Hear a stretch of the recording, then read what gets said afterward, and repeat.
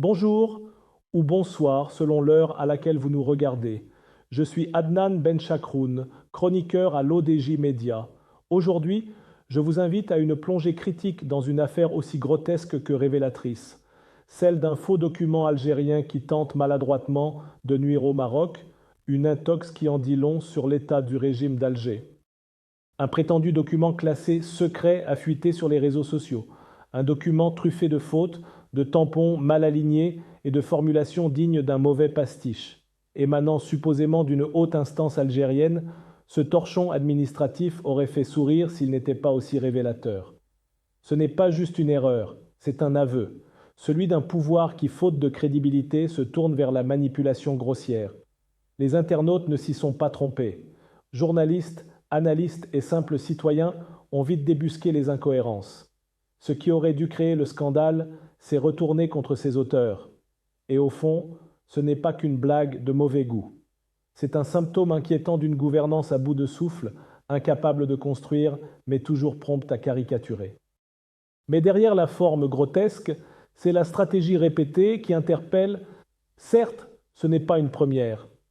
Depuis des années, Alger recycle les mêmes mécaniques. Inventer des ennemis, détourner l'attention de la crise intérieure, faire du Maroc un épouvantail national. C'est un vieux scénario. Le peuple souffre, accusons l'étranger.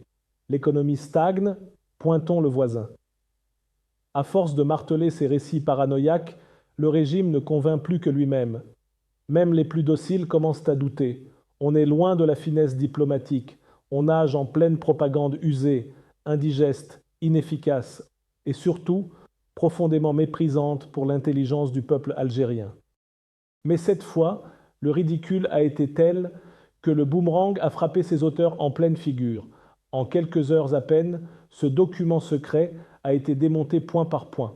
Un format mal imité, des fautes grossières, des noms incohérents, bref, tout sonnait faux.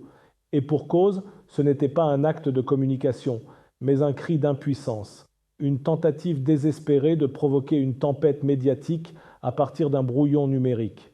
Le plus inquiétant, ce n'est pas une faute isolée, c'est un signal d'alerte. Cela montre à quel point certains cercles de pouvoir en Algérie sont déconnectés du réel, enfermés dans une logique d'hostilité permanente. Plus que de la maladresse, c'est un renoncement à toute dignité institutionnelle. Face à cette mise en scène, la réaction marocaine tranche par sa maturité. Le Maroc, lui, trace sa route tranquillement. Pendant que certains s'épuisent à inventer des complots, le Maroc avance, sans polémique, sans surenchère, fidèle à une diplomatie d'équilibre, de clarté et de légitimité. Le royaume investit, réforme, renforce sa stabilité. Et cela agace bien sûr, car le contraste devient insupportable pour Alger, un voisin qu'on diffame, mais qui persiste à réussir sans vociférer. Ce silence marocain n'est pas une faiblesse, c'est une force tranquille, une élégance stratégique, car à force de hurler contre un mur, c'est celui qui crie le plus fort, qui finit par perdre toute crédibilité. Mais au fond, cette affaire dit peut-être plus sur l'Algérie que sur le Maroc. Ce document falsifié n'insulte pas tant le Maroc que le peuple algérien, car il part du principe que ses citoyens ne verront pas la supercherie, qu'ils sont manipulables, dociles, crédules. C'est une erreur tragique. L'Algérie a un peuple éduqué, lucide et fatigué des pantomimes politiques. Ce dont le Maghreb a besoin, ce ne sont pas de pamphlets mal photocopiés, ce sont de ponts, de projets communs, de visions régionales partagées. Tant que certains régimes préfèrent fabriquer des ennemis imaginaires plutôt que de dialoguer, c'est l'avenir de toute la région qui reste en suspens. Voilà, chers amis, ce que révèle ce nouvel épisode de Désinformation. Ce n'est pas une crise diplomatique, c'est un miroir tendu à un régime qui refuse de voir la vérité en face. Merci de m'avoir écouté et à très bientôt pour une prochaine chronique, toujours avec clarté, respect et engagement.